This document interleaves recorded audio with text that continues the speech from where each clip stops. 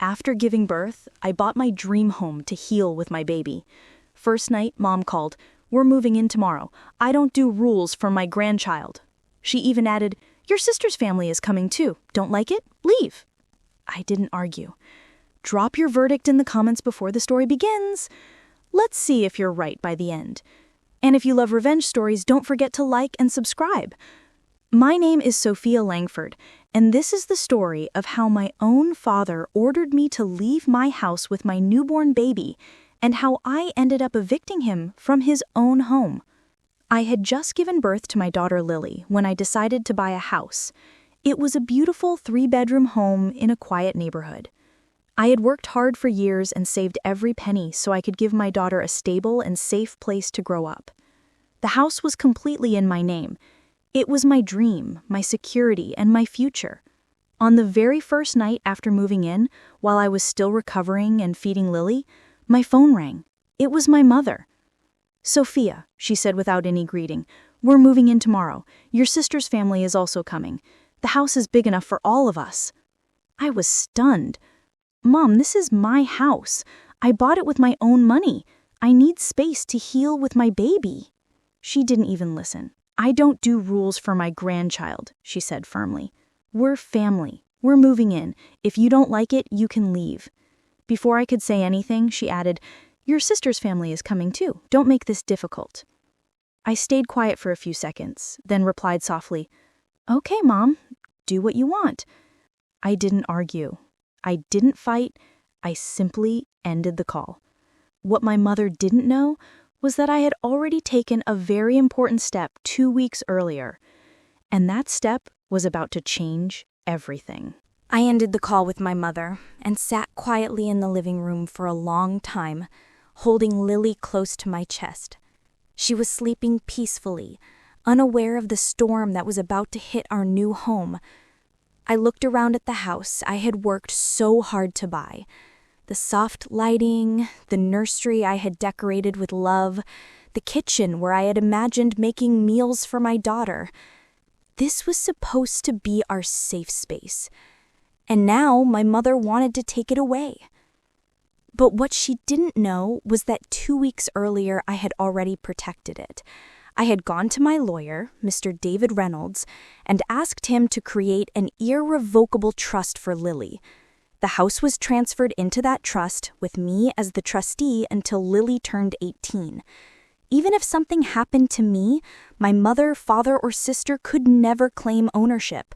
The trust was airtight, legally bulletproof. I had done it quietly because I had already started sensing that my family was planning something. After Daniel's death, they had become unusually interested in my life and my finances. I didn't trust them anymore. The next morning, I woke up early and prepared for what was coming.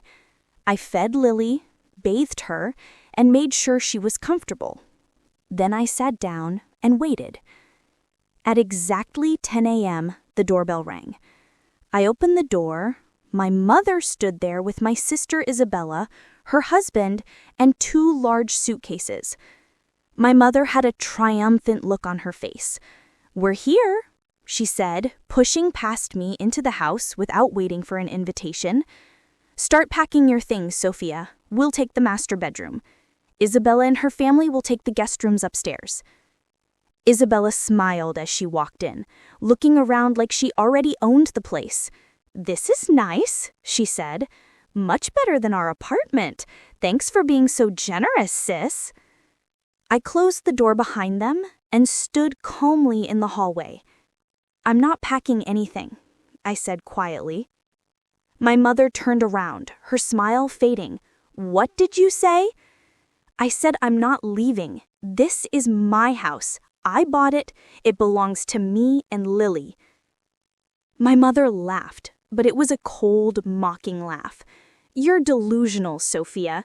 We already talked about this. You're a single mother with a newborn. You can't manage this big house alone.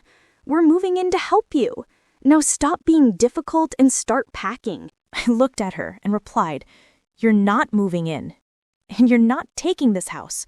I transferred it into a trust for Lily 2 weeks ago. The house no longer belongs to me. It belongs to my daughter. You can't sell it. You can't transfer it. You have no legal right over it. The living room went completely silent. My mother's face turned pale. Isabella's mouth fell open. Her husband looked confused. My mother took a step toward me, her voice shaking with anger. You're lying. You can't do that. This house is family property. No, Mom, I said calmly. It's not. I bought it with my own money after Daniel died, and I made sure it was protected. You threw me and my newborn out last night. Now you have no claim over anything here. My sister finally spoke, her voice high and panicked. Mom, do something. She can't do this. We already told everyone we're moving in. My mother's face turned red with rage. She stepped closer and pointed a finger at me. You ungrateful bitch.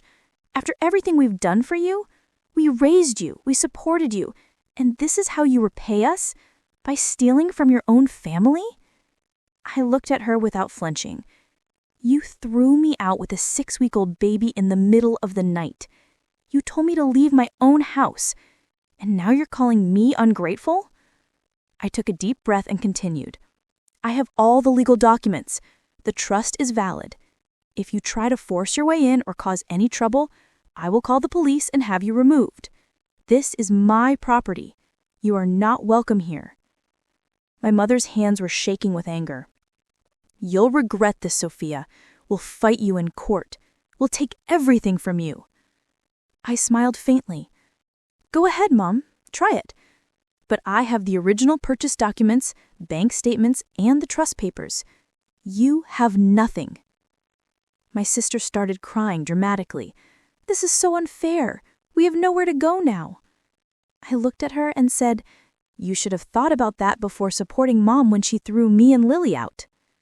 I walked to the front door and opened it. Please leave, I said. All of you. My mother stood there for a few more seconds, staring at me with pure hatred. Then she grabbed her bag and stormed out. My sister and her husband followed, still arguing loudly. As they left, my mother turned around one last time and shouted, You'll be sorry, Sophia. You and that baby will have nothing. I closed the door and locked it. Then I leaned against it, closed my eyes, and let out a long breath. For the first time in weeks, I felt safe. I had protected my daughter. I had protected our home. And I had finally stood up to the people who had tried to control and use me for years. But I knew this was only the beginning. My family was not going to give up so easily. I stood at the door for a long time after my mother and sister left, holding Lily close to my chest. The house was quiet again, but my heart was still racing. I had just stood up to my mother for the first time in my life. I had told her she could not take my house. I had protected what I had built for my daughter, but I knew this was only the beginning. That night, I barely slept. I kept checking on Lily every few minutes. Every time I closed my eyes, I saw my mother's angry face and heard her words, If you don't like it, you can leave. Those words kept echoing in my head. She had thrown me out once before when I was weak and vulnerable. She would not hesitate to try again. The next morning, I called my lawyer, Mr. David Reynolds. I had already transferred the house into an irrevocable trust for Lily 2 weeks earlier, but I wanted to make sure everything was completely secure.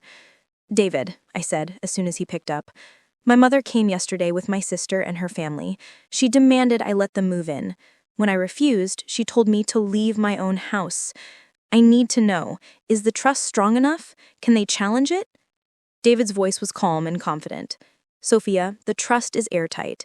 You created it before any confrontation. The house is now legally owned by the trust for Lily's benefit. Even if your mother tries to file a case, she has no grounds. You were the legal owner when you transferred it. They can't touch it. I let out a long breath of relief. But they will try, I said quietly. I know my mother. She won't stop. David replied, Then we'll be ready. Keep records of everything. Messages, calls, any threats. If they cross the line, we can get a restraining order.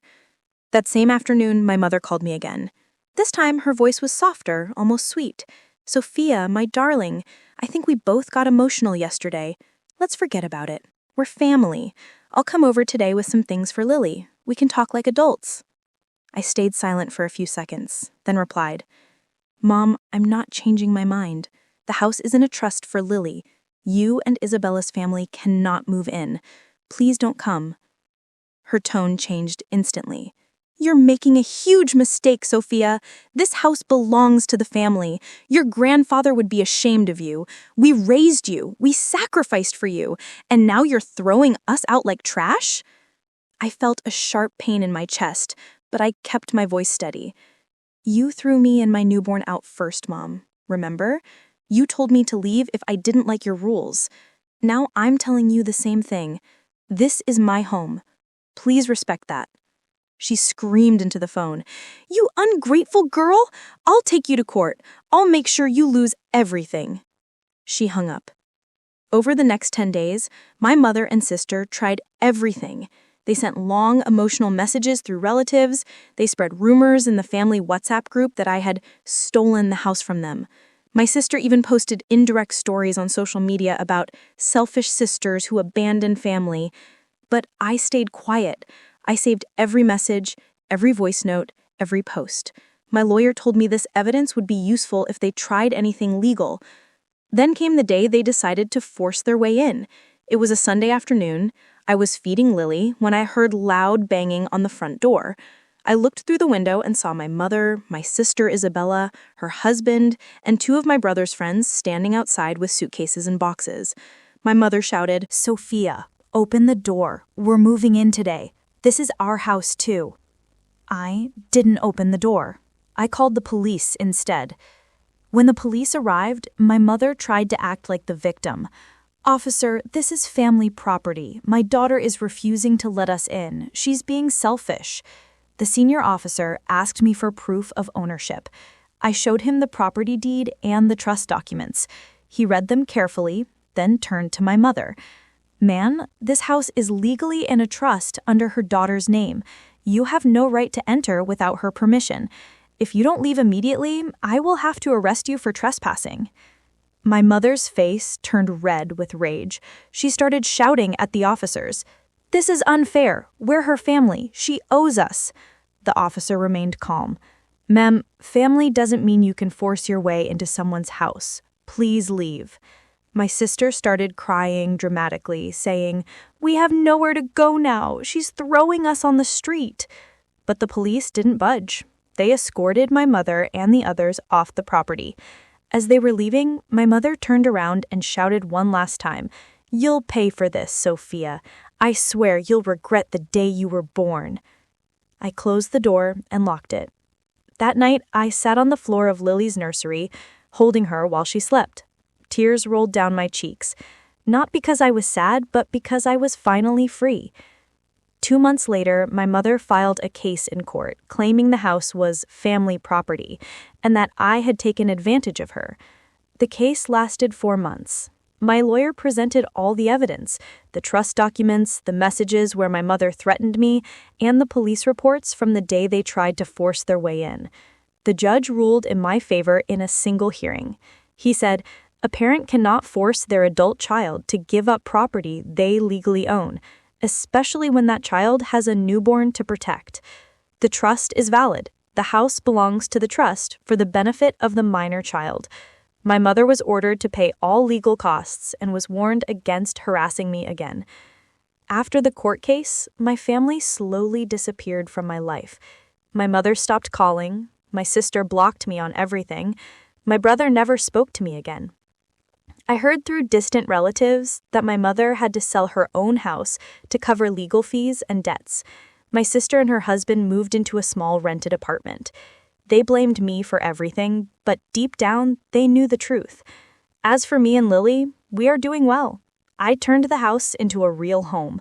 I planted a small garden in the backyard where Lily plays every evening. I go to work, come back to my daughter, and live a quiet, peaceful life. Sometimes I think about that night when my mother told me to leave my own house with my newborn. It was the most painful moment of my life. But it was also the moment that forced me to become strong. I learned that family is not always blood. Family is the people who choose to protect you, not the ones who try to take from you. I protected my daughter, I protected our home, and I finally protected myself. That was the best revenge of all. Was it justice, or was it too much? Share your thoughts in the comments below and subscribe for more revenge stories.